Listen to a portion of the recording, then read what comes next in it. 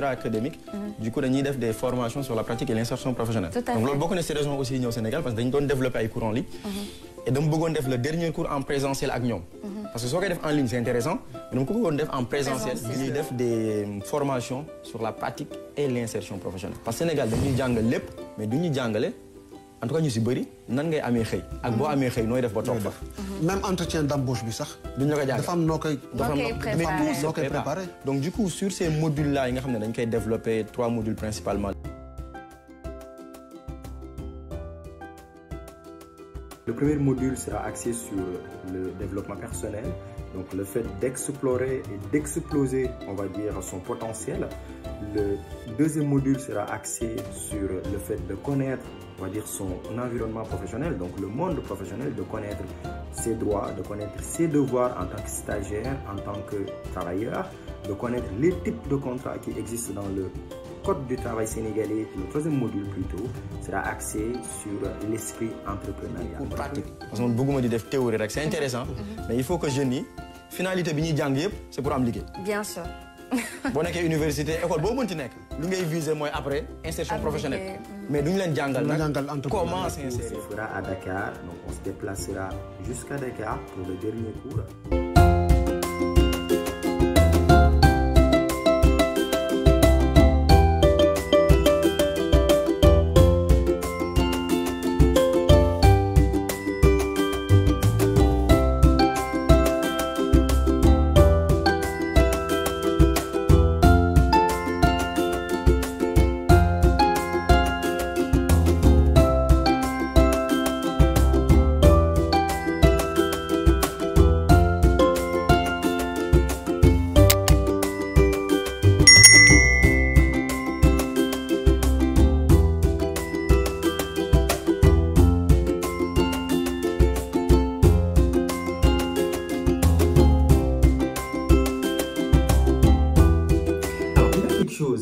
Il y a quelque chose qui m'a marqué quand je suis parti au Sénégal, et ça m'est arrivé à plusieurs reprises d'ailleurs, et je tenais quand même à en parler, et puis n'hésitez pas à me dire ce que vous en pensez. Déjà, n'hésitez surtout pas à vous abonner massivement à cette chaîne YouTube et à partager les contenus qu'on va réaliser et qu'on est en train de réaliser. Alors moi je suis parti au Sénégal au mois d'avril, ça faisait 5 ans quand même que je n'étais pas parti au Sénégal, et j'ai remarqué quelque chose d'assez inédit qui m'a un peu marqué quand même, c'est que je suis parti à Louga et Dakar-Louga, ça faisait 200 km. Et donc sur la route, j'avais beaucoup d'élèves et beaucoup d'étudiants qui partaient à l'école, mais qui marchaient en fait.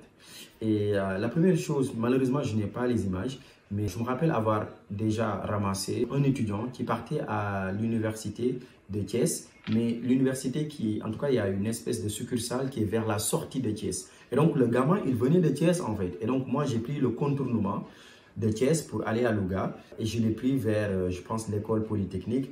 Et donc, je l'ai ramené jusqu'à la sortie de Thiès sur la route nationale pour aller à Louga. Il me racontait en fait qu'il galérait tout le temps pour aller à l'école, pour aller plutôt à l'université. Ça, c'était la première chose. Et toujours sur la route, hein, en allant vers Kébémer et tout, je prenais des élèves. Enfin, il y a beaucoup d'élèves qui faisaient de l'autostop. Et donc, il se trouvait que c'était des lycéens. Donc, des lycéens qui finissaient leur cours, hein, qui étaient en classe de terminale d'ailleurs. Et donc, ça m'a un peu marqué. Ça m'a très, très marqué. Parce que je me suis rendu compte. Déjà, ça m'a fait penser à mes années de lycée où nous, on faisait de l'autostop. Mais ce n'était pas quand même sur cette distance-là. Parce que je me rappelle avoir pris des filles. Hein, on a fait quand même une bonne dizaine de routes ensemble. Jusqu'à ce que je leur dépose dans leur village. Et donc, ça, c'était sur la route de Louga. Et je suis parti à Saint-Louis. Et en venant de Saint-Louis, j'ai eu la même problématique. Donc, ce sont beaucoup de jeunes que j'ai pris de Saint-Louis vers Louga et qui venaient aussi de leur école. Et donc, je me suis dit, effectivement, quand on sort de Dakar, quand on sort, n'est-ce pas, des grandes villes, des grandes artères, il y a beaucoup d'élèves qui galèrent pour aller à l'école au Sénégal. On a tous vu, je me rappelle, il y a quelques mois, des jeunes qui traversaient une espèce de lac hein, via des bateaux de fortune pour aller à l'école. Et c'est extrêmement dangereux. Parce qu'en fait, un bateau de fortune peut à tout moment voilà, peut à tout moment chavirer et donc l'irréparable peut se reproduire. Pareil pour ces élèves-là, parce qu'ils étaient tous au bord de la route. Quelqu'un peut les prendre, quelqu'un de mal intentionné peut prendre un élève ou une élève et partir avec. Enfin, Vous voyez ce que je veux dire? Donc, du coup, il y a vraiment en fait beaucoup de dangers qui guettent ces élèves-là. Les accidents de la route, parce qu'ils sont tous au bord de la route. Des bus peuvent dérailler, des camions sans frein peuvent dérailler et tout simplement aller les percuter. Mais le plus gros risque, c'est parce qu'ils sont vulnérables pour aller à l'école.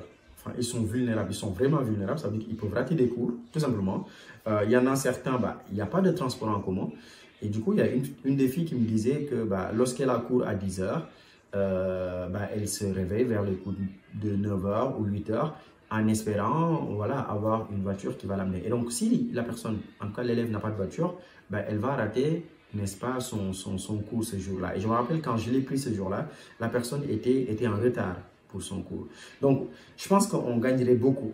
Parce que là, la problématique qui se pose, c'est celle de la démocratisation et de la décentralisation des politiques publiques. C'est-à-dire que l'État du Sénégal, et c'est la plus grande problématique en Afrique, on concentre tout dans les plus grandes villes et on délaisse les parties qui sont à la périphérie. À force que vous rentrez à l'intérieur du Sénégal, il y a des problématiques d'éducation, il y a des problématiques de lycée, il y a des abris provisoires. Et je me rappelle dans l'ouvrage qu'on a écrit, Abdallah et moi, l'audace de s'engager, COSYDEP dénombrait près de 6000 abris provisoires au Sénégal. Donc, c'est vraiment énorme. Des abris provisoires, vous n'en trouverez pas dans la région de Dakar, des abris provisoires.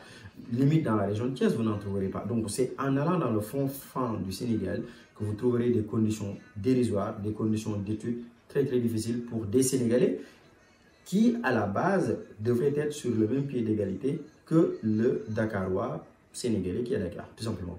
Voilà. Donc, c'est une problématique que je voulais quand même exposer et montrer que ce sont encore des réalités qui existent au Sénégal, même si, voilà, je reviendrai dans un autre contenu pour parler des évolutions quand même que j'ai pu constater au Sénégal, parce que moi, la dernière fois que j'y étais, c'était en 2018, donc je suis reparti au Sénégal en 2023. Il y a vraiment un gap, il y a beaucoup de choses qui ont évolué dans le domaine des transports aériens, dans le domaine de l'e-commerce, dans le domaine de la connectivité Internet. Enfin, franchement, il y a des choses qui se sont faites au cours de ces 5 dernières années au Sénégal.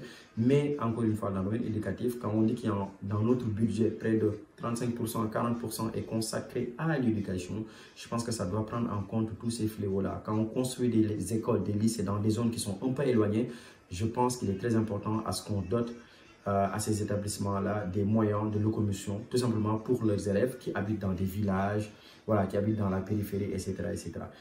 C'était la petite remarque que je voulais quand même exposer. Et penser solutions, voilà, aujourd'hui, il faut une véritable territorialisation, une véritable décentralisation de nos politiques publiques, de nos politiques éducatives, pour que l'accès à des services de base pour des élèves puisse être quelque chose d'assez égal pour tout le monde. N'hésitez surtout pas à me dire ce que vous en pensez de ce contenu. Est-ce que vous, voilà, vous avez rencontré ces problématiques? Est-ce que vous, en voyageant à l'intérieur du Sénégal, vous avez eu à prendre des élèves qui font du autostop entre voilà, deux villes, entre deux villages? Dites-moi ce que vous en pensez, ce serait très important dans les commentaires. Je viendrai personnellement interagir et surtout, abonnez-vous massivement à la chaîne YouTube Sunugal ci Kanam. On est en train de préparer beaucoup de contenu sur l'entrepreneuriat pour vous parler un peu des activités entrepreneuriales qu'on est en train de mettre en place dans le contexte sénégalais à travers, on va dire, ma société de conseil qui s'appelle Human Resources Advising, qui peut vous aider, qui peut vous accompagner, surtout pour des Sénégalais de la diaspora aussi, qui ont envie d'entreprendre au Sénégal. N'hésitez donc pas à nous suivre sur Sunugal ci Kanam, à vous abonner massivement à la chaîne YouTube.